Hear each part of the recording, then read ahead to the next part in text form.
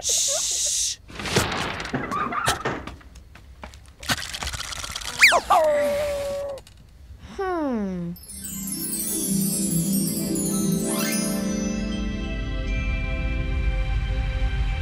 Ugqatso lwam oluya emajukujukwini ibhalwe ngu-Ani Auerbach, imifanekiso nguViviana Garofoli. Ukuba nje abantwana bebenakho ukuya emajukujukwini, bendiza kuziqhubela ngokwam eyam inqanawe. No-Oli inja yam ibiza kuhamba nam. Ingaluhambo olonwabisayo kakhulu. Singazenzela esona siphekepheke sakhe sanamendu, siletsheze okombane ukuhamba oku. 3, 2, 1, mayitshe! Singakhwaza, sibhabhe ngobusuku. Ilanga lisembindini womnyele wesibhakabhaka, umnyele wezulu. Lixesha lokufaka isithinteli langa sakho, uyakutsho u-Oli ongumqhubi endincedisana naye. Jikelele, jikelele, nazo iplanethi. Zijikeleza ilanga elimthubi, ukusuka kuMercury, indawo yokuqala esithe saphumla kuyo, ukuya kutsho kuPluto. Elandelayo nguVenus. Ngokuqinisekileyo ke, imnyama kwaye inamafu. Mna no-Oli siyaqhubekeka ukubhabha. Sikhwaza sibulise sithi, molwenapho! Xa silapha, umhlaba ubonakala uzuba naluhlaza kwaye umile okwebhola. Ndicinga ukuba abahlobo bam bayabulisa. Bakhangeleka bebancinci. Inyanga ijikeleza umhlaba oyiplanethi yethu. Abanye bathi yenziwe ngetshizi. Nanko no-Oli echola iqhekeza elikhulu. Uthuli lwenyanga liyamthimlisa. Oosomajukujuku babehambe kanye apha, kufutshane kakhulu nekhaya.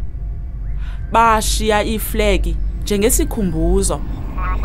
Jonga, asiyokama nale. uMars kummelwane wethu, iplanethi ekhazimlayo ebomvu. Njengomhlaba, ineentaba neentlambo, kodwa iyabanda kakhulu. Nanjengoko apha kufana kakhulu nasekhaya, abanye bade bathi bukhona ubomi kuMars. Ndicinga ukuba ndiza kuthatha imifanekiso yeemoto zabo ezimbejembeje zakuMars.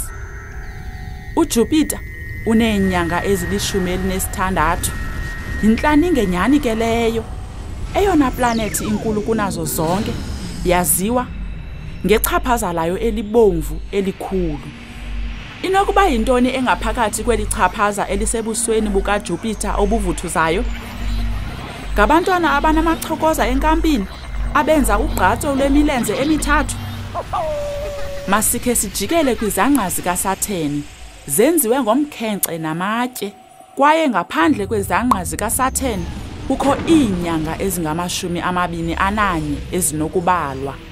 Ukusuka apha sibona uUranus, omafu abuzuba buluhlaza afipheleyo kakhulu.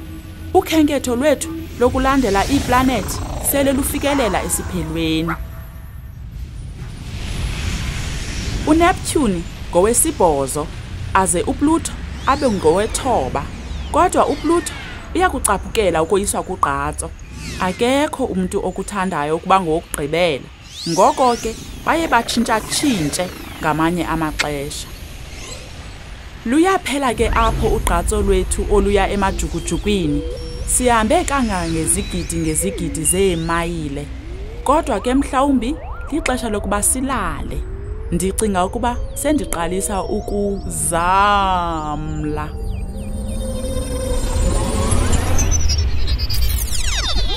Ndiyakuthanda ukuzungeza emajukujukwini.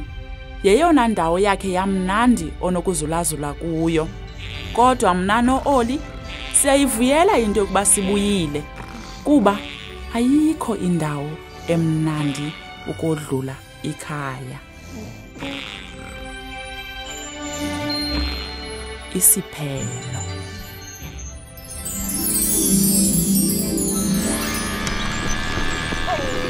Moving picture books, magically bringing storybooks to life.